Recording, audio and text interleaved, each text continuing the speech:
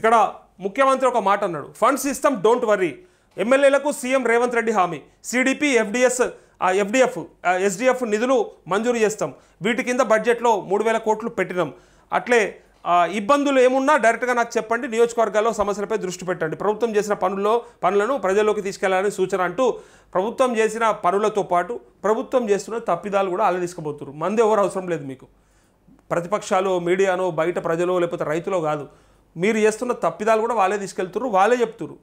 నిన్న వెడమ Bojju MLA, Khanapur MLA మాట్లాడుతూ డైరెక్ట్గా రుణమాఫీలో ఉన్నటువంటి ఆ అంశం ఏదైతే ఉందో నేను ఆ గైడ్లైన్స్ చూడలేదని చెప్తూ, ఉంటే మాత్రం తప్పకుండా చేస్తాం, ఖచ్చితంగా చేయాల్సిందే, రేపు ఓట్లకు పోవాల్సిందే, మంత్రులు చెప్పేది చెప్తారు కానీ ఏదైనా కాగితం ఉంటే అడగొచ్చు అంటే వాళ్ళ మాట మీద నమ్మకం లేక చూడండి వాళ్ళే చెప్తా ఉన్నారు.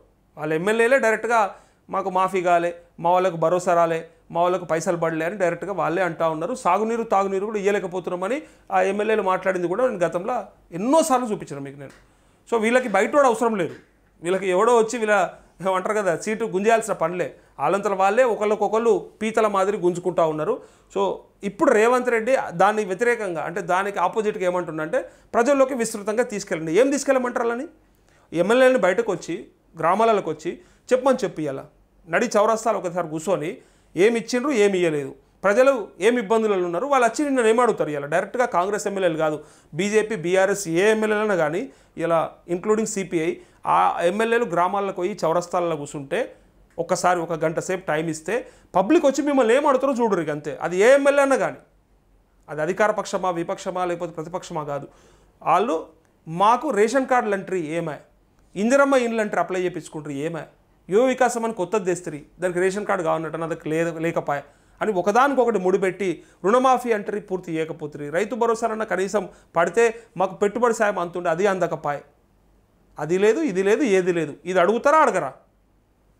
ఓట్ల నాడు పోయి ఓట్ల కోసం పోయి అడుక్కొని ఇక ఓట్లు అయిపోయాక ఓడమల్లన్న బోడమల్లన్న లెక్క ఉంటే వాళ్ళు సరైన టైంలో సరైన సందర్భంలో సరైన సమాధానం ఇస్తారనేది మాత్రం పక్కా గ్యారంటీ. ఇది ఎక్కడ కూడా తిరుగులేదు దీనికి. ఇక తను చెప్పే మాట ఏంటంటే చేసింది చెప్పకపోతే ఎట్లా, ఇంత తక్కువ కాలంలో ఈ స్థాయిలో పథకాలు అభివృద్ధి కార్యక్రమాలు గతంలో ఏ ప్రభుత్వం చేపట్టలేదని ఎమ్మెల్యేలతో సీఎం రేవంత్ రెడ్డి అన్నారు. అయితే అనుకున్న స్థాయిలో ఎమ్మెల్యేలు వాటిని ప్రజల్లోకి తీసుకెళ్లడం లేదని, ఈ విషయంలో అప్రమత్తత లేకపోతే ప్రతిపక్షాలు ఎదురుదాడి చేస్తాయని ఆయన హెచ్చరించినట్టు తెలిసింది. ప్రజలు అందుబాటులో ఉంటున్నాం, సమస్యలు వింటున్నాం, వాటిని పరిష్కరిస్తున్నామని అనేలా ఎమ్మెల్యేల పనితీరు మెరుగుపడాలి. మన ఫోన్లో ఎత్తట్లేదు, మనం ఫోన్ చేసి అడిగితే ఎత్తట్లేదు, ఎత్తి కడి చేస్తూ ఉన్నారు కొంతమంది. సో సిడిపి ఎస్డిఎఫ్ నిధులు ఏవైతే ఉంటాయో ఆ మాత్రమే కాకుండా ప్రస్తుతం ఏ డిపార్ట్మెంట్ల కింద ఎన్ని నిధులు కేటాయించింది, వాటితో నియోజకవర్గాల్లో ఎక్కడెక్కడ ఏమేం పనులు చేయవచ్చో తెలుసుకొని ముందుకు వెళ్ళాలని ఎమ్మెల్యేలకు సీఎం రేవంత్ రెడ్డి సూచించారు అంటూ ఇక్కడ తను చెప్పినటువంటి మాటనే చూస్తే 1.5 కాలంలో వీళ్ళ ప్రభుత్వం రావడానికి కారణమైనటువంటి 3 పథకాలు 3-4 పథకాలు ఉంటాయి. ఆ పథకాలలో వీళ్ళు చూపించినటువంటి నిర్లక్ష్యం ఇది పక్కా నేను చెప్తా ఉన్నా, నిర్లక్ష్యం వల్లనే ఫస్ట్ అసలు రైతులకి ఈ రైతు బంధు అనేది ఏదైతే ఉండనో దీన్ని మించింది లేదు. అసలు కేసీఆర్ కూడా దీన్ని అందుకోసానికే ఇంప్లిమెంట్ చేసి రైతులని ఆకట్టుకోగలిగిండు. ఆనాడు నువ్వు ఏమి ఇచ్చినా ఏమి ఇవ్వకున్నా పైసలు అయితే ఇట్లా నగదు తెచ్చి నీ చేతిలో పెట్టిందనే పేరు ఏదైతే ఉందో దాని ద్వారా వీళ్ళు దీన్ని భరోసాగా మారుస్తా అన్నారు కదా. ఇక్కడ జరిగింది తప్పిదం. ఇక్కడ వీళ్ళు 10,000 రూపాయలే ఇస్తున్నారు, మేము దీన్ని 15,000 ఇస్తామని చెప్పి వాళ్ళు చేసి తర్వాత దాన్ని 12,000 కుదించరు. చూసిరా, ఇగో ఇదొక తప్పిదం జరిగింది. సేమ్ ఇట్లనే రుణమాఫీకి సంబంధించి ఇది వాళ్ళు ఆత్మవిమర్శ చేసుకోవాలి, ఇది విమర్శ లెక్క తీసుకోవద్దు, ఇది సద్విమర్శ లెక్క ఆలోచన చేయాలి. వీళ్ళు 25 లక్షల మంది రైతులకి మాఫీ చేసి కూడా ఇలా చెయ్యని వాళ్ళ బీజేపీ ఎమ్మెల్యే పాయల్ శంకర్ బ్రహ్మాండంగా చెప్పాడు, చెయ్యని వాళ్ళ వల్ల ఈ చేసిన పేరు కూడా పోతుంది మీకు. సో చెయ్యనిది ఏదైతే ఉందో ఆ 15 లక్షల మంది, ఈ 15 లక్షల మంది రైతులకు మాట ఇంకో 10,000 కోట్లు అవుతుండొచ్చు. దీని ద్వారా వీళ్ళకి నెగిటివ్ అయ్యింది. పైగా రేషన్ కార్డు ప్రామాణికం కాదు అని ఆనాడు చెప్పారు, అందుకోసమే తర్వాత ఫ్యామిలీ గ్రూపింగ్ అవన్నీ చేసుకున్నారు. ఇలా వాళ్ళంతలో వాళ్ళే మేము చేయలేము, ఇది క్యాబినెట్ నిర్ణయం గీడికే అని చెప్పి ఒప్పుకుంటే దాన్ని ఎవరు మేము చేయలేము. అయితే ఈ రైతు బంధువు ఎట్లయితే రుణమాఫీ ఎట్లయితే ఉంటుందో ఈ రెండింటితో పాటు ఇందిరమ్మ ఇండ్లు, అది డబుల్ బెడ్రూమ్లు కావచ్చు లేకపోతే ఇంకోటి కావచ్చు, ఇందిరమ్మ ఇండ్లు కూడా అందరికీ ఇండ్లు వస్తాయి, లేదా 5 లక్షల రూపాయలు ఇస్తాం కట్టుకోవడానికి అని చెప్పి సొంత జాగా ఉంటాయని వాళ్ళే అన్నారు. 3,500 నియోజకవర్గానికి కేటాయిస్తామని చెప్పారు, కేటాయిస్తున్నామన్నారు. కానీ ఇప్పటిదాకా ఒక్క ఇల్లు అంటే ఒక్క ఇల్లు రాలేదు, 1.5 సంవత్సరం అవుతా ఉంది. ఇంకొకటి మేజర్గా పెన్షన్లు, ఇక దీన్ని మించింది లేదు. ఇలా అవ్వాతాతలు గ్రామాలలో పోతే అడుగుతలేరని వీళ్ళు అనుకుంటారు, కానీ 2000 + 2000 ఇస్తామని చెప్పడం వల్ల ఈ ఈ ఈ పథకాల కోసానికి ఎదురు చూస్తారు. ఇక వేరే ఎన్ని ఉన్నా ఎన్ని లేకున్నా ఉద్యోగాలు, జాబ్ క్యాలెండర్ రకరకాలవి ఉండొచ్చు, అదంతా ఒక వర్గానికి మాత్రమే కేటాయించబడుతుంది. ఒక వర్గానికి మాత్రమే. అయితే ఉద్యోగస్తులు అనుకో, వాళ్ళు అరే వాళ్ళకి డిఏనో లేకపోతే డైలీ అలవెన్సో లేకపోతే ప్రమోషన్లో లేకపోతే ఇంకా ట్రాన్స్ఫర్లో ఇంకా కావాల్సిన అవి ఉంటాయి కదా రిటైర్మెంట్ బెనిఫిట్స్, వాటికి సంబంధించి అయితే కొన్ని వర్గాలకు మాత్రం పరిమితం అవుతాయి. ఇక్కడికి వస్తే ఈ పథకాలు ఏది తీసినా రాష్ట్రంలో ఒక సగం మందికి పరిమితం అవుతాయి, అంటే సరిపోతుంది. అంటే రాష్ట్రంలో సగం మందికి ఇది రీచ్ అవుతుంది. రైతు బంధు రాష్ట్రంలో 75 లక్షల పాస్బుక్లు కుటుంబం వేసుకో ఇంట్లో, అది ఒక 2 కోట్ల మందికి అయితే పోతుంది కదా, సగం మంది. నేను చెప్పేది అట్లా. రుణమాఫీ అయిన అంతే, ఇందిరమ్మ ఇండ్లు కూడా అంతే. పేదోళ్ళు 20 లక్షల మంది ఉన్నారని మీరే చెప్తారు. 20 లక్షల మంది పేదోళ్ళకి ఇల్లులు కట్టియాలని చెప్తారు. పేదోళ్ళు 20 లక్షల మంది అంటే ఇంట్లో ఆల్మొగలు వేసుకొని 2 పిల్లలు వేసుకుంటే వాళ్ళు కూడా 1 కోటి మంది గారా? ఇట్లా ఈ అవ్వతాతలు అయితే ప్రతి ఇంట్లో ఒక ముసలామె ఒక ముసలాయన ఉంటాడు కదా, ఏ ఇంట్లో అయినా ఒక అవ్వను తాతను ఉంటారు కదా, వాళ్ళకి మీరే ఆశ పెట్టి 2+2 అని చెప్పి ఇలా దాని గురించి మాట్లాడకపోతే ఖచ్చితంగా అడుగుతారు. అందుకే ఈ పథకాల వల్లనే ఫెయిల్యూర్ అయింది. వీటిలో కనుక మీరు సక్సెస్ అయ్యి ఉంటే, ఇప్పుడు ఇది ఉంది భరోసా, మీరు పెంచలేకపోయారు, కేసీఆర్ తప్పిదమని చెప్పారు, కానీ ఆనాడు ఏం చెప్పారు, 2 పంటలు కాదు 3 పంటలు ఇవ్వాలని మీరే కొట్లాడారు. మీరు కొట్లాడి ఇలా మీరే ఈ పాట పాడితే ఎట్లా అని రైతులు అడుగుతూ ఉన్నారు. రుణమాఫీ కూడా అంతే, పూర్తిగా 41,000 కోట్లు చేస్తామని చెప్పారు మీరు, మీకే తెలుసు. తర్వాత 31,000 కోట్లకు కుదించారు, తర్వాత అయ్యింది 20,650 కోట్లే. ఇది తెలియదా ప్రజలకి?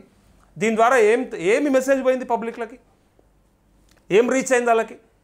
సో వీళ్ళకి చిత్తశుద్ధి లేదు, లేదా పర్ఫెక్ట్ ప్లానింగ్ లేదు, రెండిట్లో ఏదో ఒకటి. అయితే మనకు చేయాలన్న ప్రేమనన్న లేదు, లేదంటే సరైన ప్లానింగ్ అన్న లేదు. బ్యాంకులను అడిగితే డేటా వాళ్ళు ఇచ్చిరి, ఆ డేటా ప్రకారమే 8,000 కోట్లు అనేది మీరే మాకు అనౌన్స్ చేస్తారు.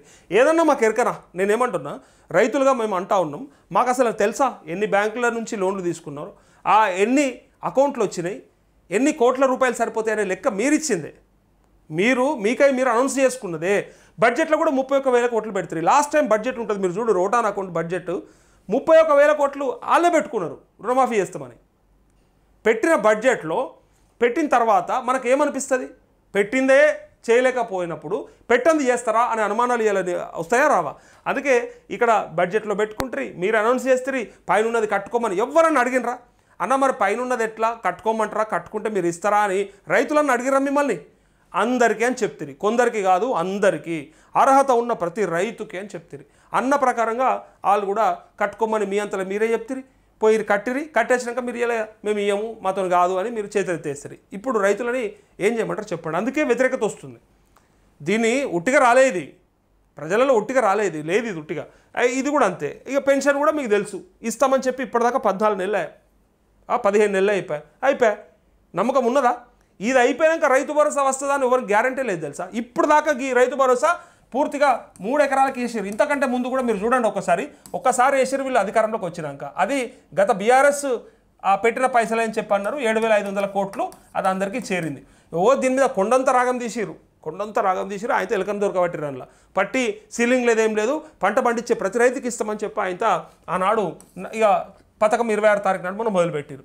అప్పుడు 7,500 కోట్లు గత ప్రభుత్వం పెట్టిన పైసలు ఇచ్చేసి ఒకసారి ఇచ్చినామని చెప్పి ఒకసారి ఒక పంటకు అసలు లేనే లేదు ఎగబెట్టేసి, సంవత్సరంలో 2 పంటలు కదా 3టికి ఇస్తా అన్నారు, కానీ సరే 2టి లెక్కేసినా ఒక పంట ఎగబెట్టి ఇప్పుడు మొన్న వేసింది 3 ఎకరాల దాకా 8,000 కోట్లు తెలుసా? 3,500 కోట్లు మాత్రమే. ఇంకా సగం మంది రైతులు అట్లే ఉన్నారు, అట్లనే ఉన్నారు. మిగిలిన వీళ్ళు వేసింది ఇది ఒక్కటి. ఇది తప్పిదమన్నారా? గతంలో కంటిన్యూగా వచ్చేది. ఇప్పుడు ఈ పెన్షన్ ఆఫీసుడు కదా, ఇదంతా ఎందుకు? జస్ట్ 2,000 రూపాయల పెన్షన్ ఏదైతే ఉందో మీరు 2+2 అన్నారు కదా, ఇవ్వలేకపోతున్నారు కదా, ఆర్థిక పరిస్థితి బాగాలే కదా రాష్ట్రంలో. ఈ 2,000 ఇయ్యకూరి సప్పుడేక తెలుస్తుంది ఇక. దాని ముసలిళ్ళకి ఇక మంచి మాటలు వస్తాయి. ఇక నా సొంటోని కానీ తక్కువ వస్తాయి, కానీ పెద్ద మనుషులకి 70-80 ఏళ్ళు ఉన్న ముసలిళ్ళని పోయి ఒక్కసారి మైకి పెట్టి అడిగితే బ్రహ్మాండమైన భాష, బ్రహ్మాండంగా ఉంటుంది. ఇక అది చెవులలో తేనె పోసినట్టే ఉంటుంది. ఇక అది అంత మంచి భాష వాళ్ళు వాడతారు, అప్పుడు మీకు అర్థం కావాలి. అందుకే ఇక్కడ వైఫల్యం మనం చేసి తప్పిదం ఇంకోరి మీద వేసి, తప్పిదం మనం చేసి నెపం ఇంకోరి మీద మోపితే ఎట్లా? పాతోడు తప్పే, పాతోడు దొంగే. నువ్వు దొర అయితే నీదేంది చెప్పు. మరి ఈ దొరతనం నీ చూపెట్టాలి కదా. ఇది మీ వైఫల్యం. అందుకే రేవంత్ రెడ్డి ఎంత మొత్తుకున్నా ఎందుకు ముందర పడతలేదంటే ఇందుకే ముందర పడతలేదు. ఎమ్మెల్యేలు సపోర్ట్ చేస్తలేరు, మీరే చెప్పుకోబడుతుంది డైరెక్ట్గా. ఎవరో చెప్పిన మాటనా? ఇక్కడ క్లియర్గా మీరే అంటారు కదా, మీ వార్తలనే ఉంది, మేము అన్నది కూడా కాదు. డైరెక్ట్గా ఇక్కడికి ఎమ్మెల్యేలతోనే డైరెక్ట్ రేవంత్ రెడ్డి అన్నాడట. అనుకున్న స్థాయిలో ఎమ్మెల్యేలు వాటిని ప్రజల్లోకి తీసుకెళ్ళట్లేదంటే వాళ్ళు అసంతృప్తితో ఉన్నారు. అసలు ఎమ్మెల్యేలకే పిచ్చిలేస్తుంది. అరే మనం చెప్పింది ఏంది, ఇలా చేస్తున్నది ఏంది, ఎందుకు సెట్ అవుతలేదు. నిన్న ఎమ్మెల్యే మాట్లాడి కూడా అదే చెప్తా ఉండు, మేము చేసేటోళ్ళం కాదు కలిసి చెప్పేటోళ్ళమే, మేము కలిసి చెప్పేటోళ్ళమే అంటుండే. అందుకే ఆయన ముఖ్యమంత్రి దగ్గర తీసుకోవమని చెప్పిన, ఎట్టి పరిస్థితులలో గైడ్లైన్స్ కూడా పంపించిన. తనకు కూడా ఎరుకుంటే ఎరకలేదన్నాడా, తెలవకన్నాడా, కావాలన్నాడా తెలియదు, కానీ నేను చాలామందికి పంపించిన. ఉంటే ఇది అడగండి, 2 lakhs అబోవ్ వాళ్ళకి గైడ్లైన్స్లో స్పష్టంగా రాసింది ఉంది. ఒక కాగితం ఉంటే మాట్లాడచ్చు అని మీరే అంటారు కదా. సో నోటి మాట నేనేమన్నా అంటే నోటి మాటకు విలువలేదా? కాగితం ఉంటే అని నేను ఆ ఎమ్మెల్యే గారు అన్నప్పుడు నేను అడగొచ్చు డైరెక్ట్గా, సార్ నోటి మాటకు విలువలేదా అని. కానీ మనకి సపోర్ట్ చేసేటోని కూడా మనం ఖరాబ్ చేసుకోవద్దు అనేది నా భావన. అంతే తప్ప నాకు వాళ్ళ మీద ప్రేమ ఉండో, లేకపోతే అరే గట్టిగా అడగకపోయే, గలబట్టి అడగకపోయా అని కొంతమందికి అనిపిస్తుంది. అన్న నువ్వు వాళ్ళు ఒకటా అని కూడా డౌట్ వస్తుంది. కానీ అడిగేటప్పుడు ఒక పద్ధతి, ఒక ప్రయత్నం ఎట్లుండాలంటే నీకు ఆ ఇష్యూ బేస్డ్గానే ఉండాలి. కానీ నీకు పర్సనల్ గైడ్స్ ఏముంటుంది చెప్పు, నాకేముంది ఒడ్డుతా కాదనా, ఏముండదు కదా. పర్సనల్గా తీసుకోకుండా మీరు గింతే, మీరు చేయలేరా, మీతో చేతగానప్పుడు ఓడి చెప్పమన్నాడు, ఇవన్నీ మాటలు అనొచ్చు, పెద్ద మ్యాటర్ కాదు ఇది. కానీ దాన్ని డైరెక్ట్గా ఫేస్ టు ఫేస్ మాట్లాడేటప్పుడు మన సమస్య బేస్డ్గానే ఉండాలి తప్ప ఇష్యూ బేస్డ్గా ఉండాలి తప్ప. అదే జర్నలిజం. ఇప్పుడు మీకు చెప్పేటప్పుడు ఒక విధంగా చెప్పినప్పటికీ నేను అడిగే విధానంలో అడిగి దాన్ని తెప్పియాలి తప్ప నేను రెచ్చగొట్టి దాన్ని ఖరాబ్ చేయొద్దు. మీరు చేత కాదా, మీకు కాదా. ఆయన ఏమన్నాడు లాస్ట్కి, అన్న ఖచ్చితంగా చేపియాలన్నా, కాగితం ఉంటే మాత్రం అది మాట్లాడాలన్నా, ముఖ్యమంత్రి దృష్టికి తీసుకుపోతా అన్న, నేను కలుస్తా అన్నా అన్నాడు. ఒక ఎస్టీ, ఆయన ఒక ఎస్టీ ఎమ్మెల్యే. సో మేబీ కలుస్తుండొచ్చు, చెప్తుండొచ్చు, ఈ 2-3 రోజుల మనకు అదే జరుగుతుండొచ్చు, అదే వినపడుతుండొచ్చు. నేను ఆ ఉద్దేశంతోనే ఆ ప్రయత్నం అడిగింది తప్ప మీతో చేతగాని ఎవడు చెప్పమన్నాడని డైరెక్ట్ అనలేకపోయినా, అనాలని మనసులున్నా అనలేకపోయినా. దానికి కారణం కూడా ఏంటిదంటే ఇది కరెక్ట్గా ఆయన సబ్జెక్ట్ అర్థం చేసుకోవాలి. ఒక ఎమ్మెల్యేకి అవగాహన లేదు, స్పష్టంగా గైడ్లైన్స్లో ఉంది. ప్రభుత్వం క్యాబినెట్లో చర్చించకుండానే గైడ్లైన్స్లో పెట్టరు కదా. నేను అడిగేది అసలు క్యాబినెట్ కూర్చున్నది ఎందుకు కూర్చుంటుంది? చర్చ ఏం చేద్దాం, ఎట్లా చేద్దాం, 2 లక్షలు అన్నాం కదా, పైన ఉన్న రైతులకు ఏమన్నా వెసులుబాటు ఉందా, మరి మన దగ్గర బడ్జెట్ ఉందా అని కూర్చున్నప్పుడు అలా టాపిక్ ఏమొస్తుందంటే పైన ఉన్న వాళ్ళకి ఏమైనా చేద్దామా అని అన్నాం కానీ, మరి పైన ఉన్న వాళ్ళకి ఒక పని చేద్దాం, కట్టుకుంటూ కట్టుకుంటారేమో, కొంచెమే ఉన్న వాళ్ళని మనం ఎందుకు దూరం చేసుకుందాం, బాగా దూరం ఉండి 3, 4, 5, 10 ఉన్నోడిని మనం ఎందుకు పట్టించుకుందాం. కానీ ఒక 1000 రూపాయలు, ఒకవేళకైతే 43 రూపాయలు అన్న నాకు బాధ అనిపిస్తుంది. పులి చందు అని నాకు మెసేజ్ చేస్తుంటాడు, 43 రూపీస్ ఎక్కువ ఉందన్న. ఆయన చందు నాకు చాలాసార్లు మెసేజ్ చేసిండు, అన్న నేను ఏం పాపం చేసిండే, నాకు ఇది విషయం తెలిస్తే ఒక 5,000 కట్టేసి వస్తుంటే కదా, 43 రూపాయలు ఇప్పుడు కట్టి ఉన్నాడు, 43 రూపాయలు ఎక్కువ ఉంటే నాకు ఎందుకు వర్తింపజేయదని ఆయన ఎట్లయితే అన్నాడో, కొంతమందిని ఎందుకు దూరం చేసుకోవాలని క్యాబినెట్ నిర్ణయం తీసుకుంది అన్నాడు. ఇది నాకు తెలుసు పక్కాగా. క్యాబినెట్ నిర్ణయం తీసుకోకుండా వ్యవసాయ శాఖ గైడ్లైన్స్ సిద్ధం చేయదు, అది జీవో అది. సో ఇచ్చినప్పుడు గవర్నమెంట్ ఆర్డర్ అది ఇచ్చినప్పుడు ఎమ్మెల్యేలకు అవగాహన లేదు, కొంతమంది చూడలేదు, పర్టికులర్గా ఆ సబ్జెక్ట్ని పట్టించుకోలేదు. మనకు ఎరక, మనం ఇదే పోరాటం చేస్తున్నాం, ఇదే ప్రయత్నం చేస్తున్నాం, మీ అందరికీ కూడా ఏది కావాలనో నాకు తెలుసు కాబట్టి, ఎవరిని కడుపు నొప్పిందో నాకు అర్థమైంది కాబట్టి నేను ఆ సబ్జెక్ట్ పైన పూర్తిగా రీసెర్చ్ చేసినో, లేకపోతే పట్టుబట్టినో, తిరిగినో, అందరి దగ్గరకు పోయినా. సో చూస్తే గైడ్లైన్స్లో కనిపిస్తుంది. కనిపించినప్పుడు మనం ఎందుకు అడగకూడదు? కనిపించినప్పుడు మన హక్కుగా అడగాలి. అందుకే ఎమ్మెల్యే దృష్టిలో, ఎమ్మెల్యే చోలునో వేస్తే ఇప్పుడు ఈ 3 రోజులల్లో ముఖ్యమంత్రి దృష్టికి తీసుకుపోయి మనమే గైడ్లైన్స్ ఇచ్చినామన్న స్పష్టంగా. మంత్రి గారు అట్లా చెప్పడం వల్ల మనకు వ్యతిరేకత వస్తూ ఉంది. చేపిస్తే చేపియండి అన్న, అయితే బెటర్ కదా. 5,000 కోట్లు 10,000 కోట్లు ఓ 100 ఎకరాలు అమ్మితే పోయేదేమున్నది, మనకు వచ్చేదేమున్నది. రైతులను అయితే తృప్తి చేసిన వాళ్ళం అవుతాం కదా. ఇప్పటికే వ్యతిరేకత ఉంది. స్థానిక సంస్థల్లో సస్తమన్నా అని కనుక పెడితే ఏమన్నా పని అవుతుందేమో అని ఆలోచన, అంతేగాని దొరకబట్టి నేనేం చేపియా కదా. ఖచ్చితంగా ఎట్లా చేయవు కొడుకా అని అడిగే పరిస్థితి కాదు కదా. మన బాధ్యత ఎంతవరకు మనం అంత నిర్వర్తించాలి. ఆ తర్వాత ఏ జరిగేది అనేది దేవుడు చూసుకుంటాడు. మీద దేవుడిని నమ్ముతాం కదా మనందరం ఎట్లయినా. సో దేవుడు చూసుకుంటాడు. లేదా వచ్చే ఎన్నికలలో మరి కర్రే కాలుస్తారా, లేకపోతే సురికాయ అంటిస్తారా, కొర్రాయి పెడతారా అనేది మీ చేతులలో ఉన్నది.